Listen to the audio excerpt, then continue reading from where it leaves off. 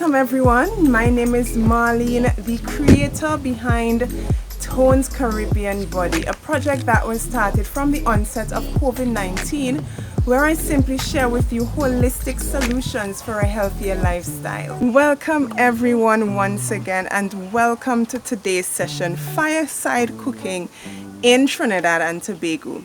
Now, if you grew up in the 70s like I did, or even prior to that, then a fireside is something that you're pretty much used to, right? Drop a comment down below for me if you're accustomed to fireside cooking, or even if you grew up doing fireside cooking.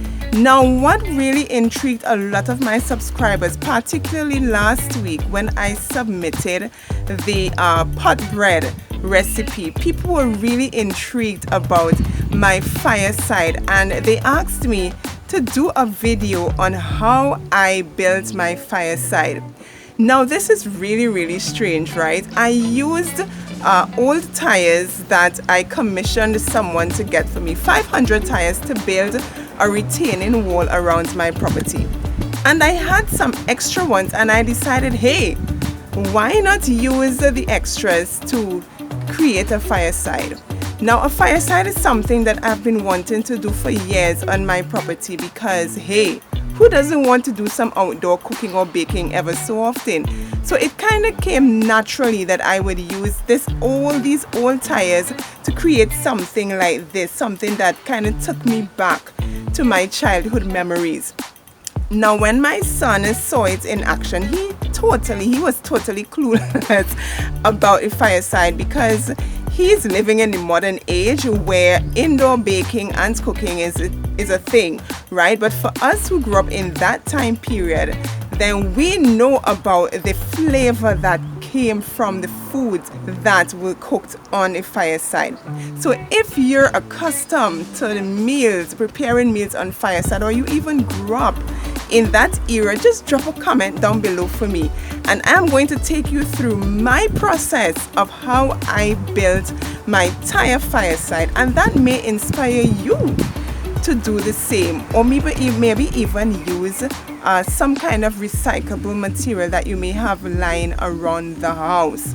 Now, we grew up seeing a lot of our parents and grandparents bending down to tend to their fireside. I wanted to do something that would eliminate the need for bending. Now, when I stand, the fireside hits me just by my waist or my hip area, so that when I'm doing anything on the fireside, there is no bending involved.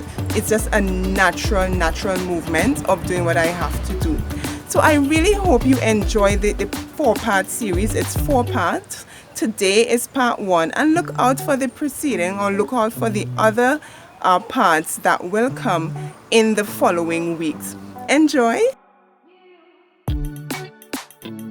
This is my tire retaining wall that is now a landmark in my street.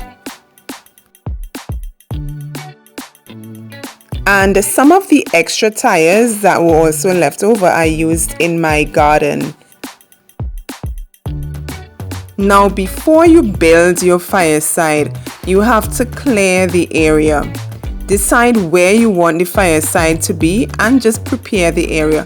For me, I had a whole heap of sweet potato vines planted, and when I decided to build a fireside, I had to clear the area of pretty much everything. I also had tulsi and lavender, wonder of the world, and all these things that had to be cut down when I had the brilliant idea to build a fireside. Clearing the area will involve a lot of manual work, but the rewards at the end of the day will be worth it.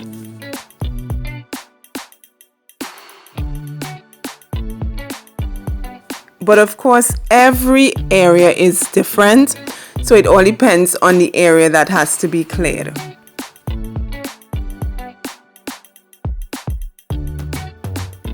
My dad, being no stranger to hard work, pretty much took on the task with a whole lot of smile and positive attitude. When I told him about the idea to build a fireside, he was, yes, let's do this. I was really sad to see my sweet potato leaves go though, because I've grown so accustomed to including them in my smoothies and in my sautés and my different meals. But the show must go on.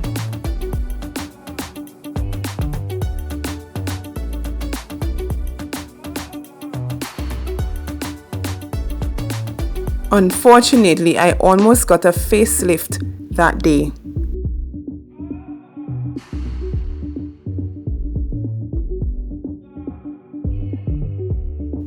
The debris that you're seeing here was actually brought in to fill up my gardening beds. They were not thrown out, they were actually used to pack the tires, as you will see later on in the video. And as you can see here, my dad has pinpointed the exact spot that he wants to put the fireside on, halfway between the end of my property and the house, so that the smoke that would obviously come from the fireside would not cause any damage to the structure.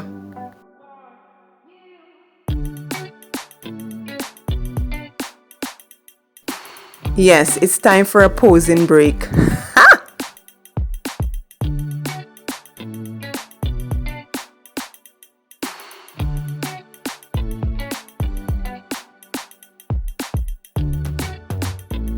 The area is now completely cleared and we're ready to put down the tires.